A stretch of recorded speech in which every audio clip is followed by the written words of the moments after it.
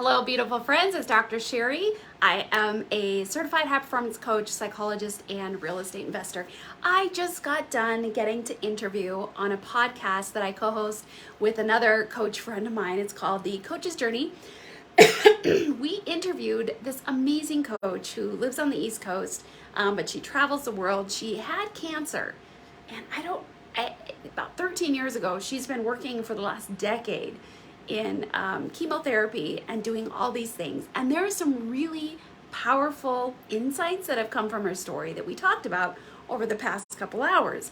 Well, one of the things that really landed with me in her sharing her story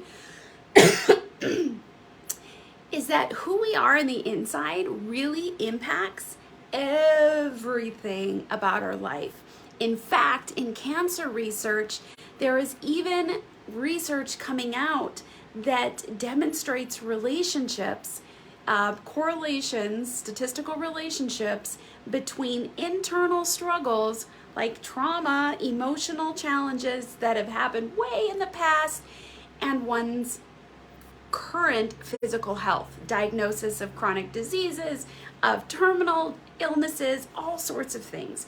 And so if we continue to go on in life ignoring or discounting the idea that who we are on the inside, what we feel, how we process information or don't process information, if we continue to ignore that part of who we are is separate and unimpacting towards our physical health, I think we're completely missing the mark. And this isn't just my thoughts and perspectives. This is based on research that is coming out. And guess what? We don't even know all the research.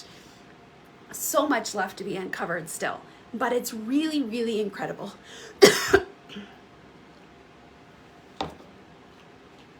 So here's what I want you to think about today. Are you happy, pleased, satisfied? Are you okay with who you are on the inside? If the answer isn't anything other than a resounding yes, then I challenge you that there might be work for you to do. Now, here's the thing. I'm gonna sidestep a bit out of science and out of my coach and into my faith perspective for a minute. I'm a Christian.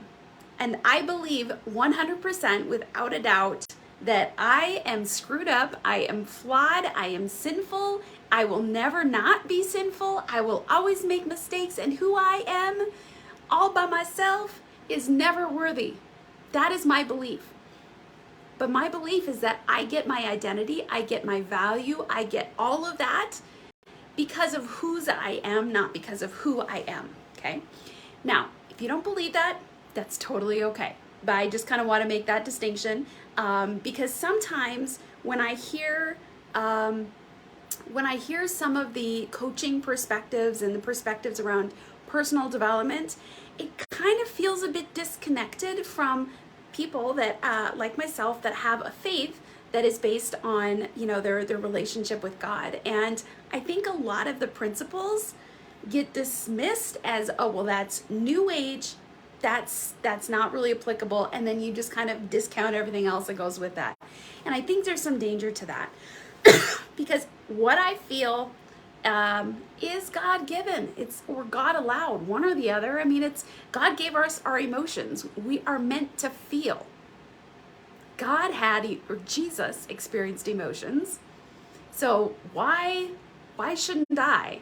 And okay, anyway, I feel like I'm going off on a tangent, so I'm gonna rein myself back in and kind of get to the point of this. And the point of this is who we are on the inside matters and is extremely integrated and tied to our expression physically.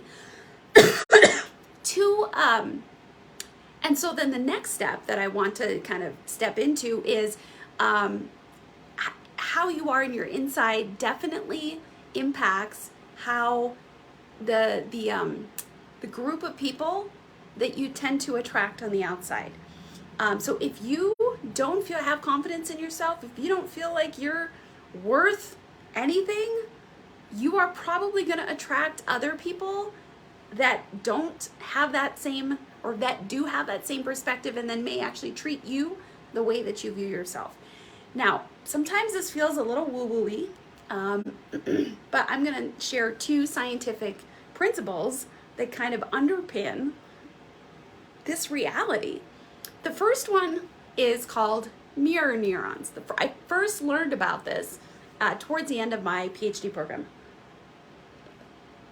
Super fascinating.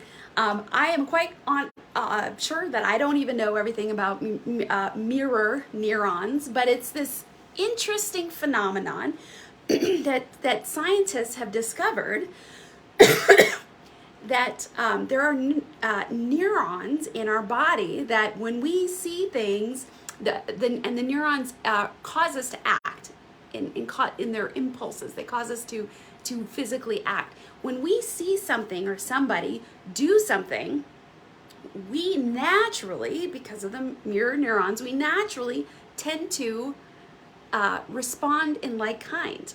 Now, how we harness this in psychology is when the most basic level, when we're meeting with clients as a coach or as a therapist or psychologist, when our client leans forward and gets more intense and is being very reflective, we do the same thing.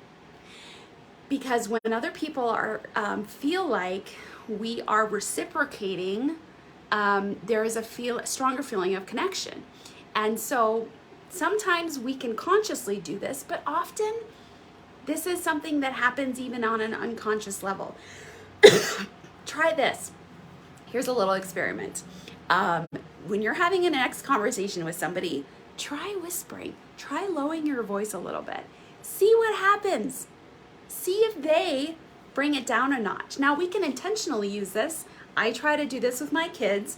Sometimes there's arguing and all that stuff that happens in the house and people get loud. Sorry, I'm using this new camera thing that tries to track me and it tracked my hand. All right, so try this at home. Try whispering, try bringing your voice down. The other person is probably going to naturally do that. That is an example of mirror neurons. And so if you are unintentionally or subconsciously expressing yourself with a lack of confidence, with a lack of self-worth, with a sense of quietness and just kind of awkwardness, other people are going to react in a similar way. Or if they don't, they're going to leave, and others who are okay with that kind of response, you're attracting them and they're attracted to you. So there is a role that is in play here where you, from your inside, internally, who you are, how you perceive yourself, is having a real impact on other people and who's around you and how they respond to you. Here's the other principle at play: the reticular activating system. So that's a fancy word for a way that a process in your body, in your brain, that basically you are looking for something. Your brain is automatically looking for something subconscious that you believe is true. And so if you don't believe that you are worth being treated with respect, you are going to look for situations in the world that are demonstrating or reinforcing that.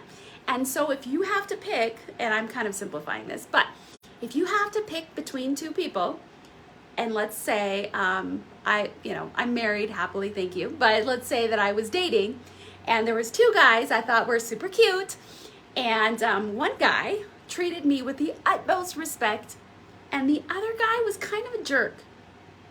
If I truly believed that I was not worth being treated with respect, and that really I probably deserve to be treated, poorly, my reticular activating system is going to hone in on the activities of this guy and the way that he's treating me, and I might actually gravitate towards him because I'm picking up on those sorts of things. because it is in alignment with what I truly believe. And again, we're going back to how do you view yourself on the inside? And so when people complain, and if you're in this place as well, and I certainly have done this plenty of times, I complain, oh my gosh, why are the people around me not treating me the way that I want? Why are the people around me so negative, so this and this and this? Really, I have to come back and ask myself, okay, Sherry, how is it that you're attracting these people? How is it that you are allowing these things into your life? Is it something you're saying or doing that's coming out that needs to get dealt with so that you stop attracting and stop reinforcing these kinds of behaviors or conversations or boundary violations in your life? Like, this could go a million and one ways, right? Like, this is super applicable to all of us in almost every area of our life.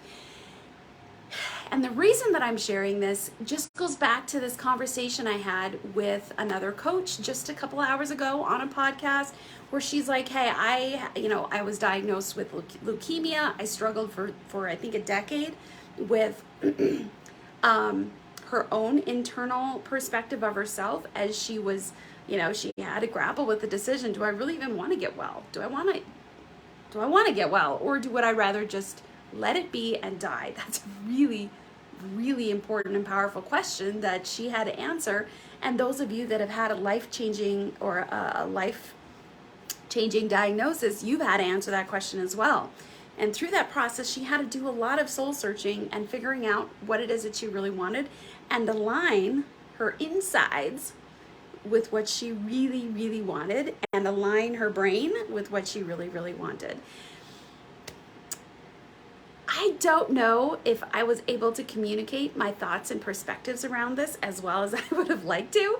I still feel, if you've ever had those moments, whenever had one of those conversations where you're like, oh my gosh, so powerful. And then you try to tell it to the next person and you're like, at the end of the conversation, you're like, well, you just had to be there. I'm kind of having one of those moments where I'm like, maybe you just had to be there.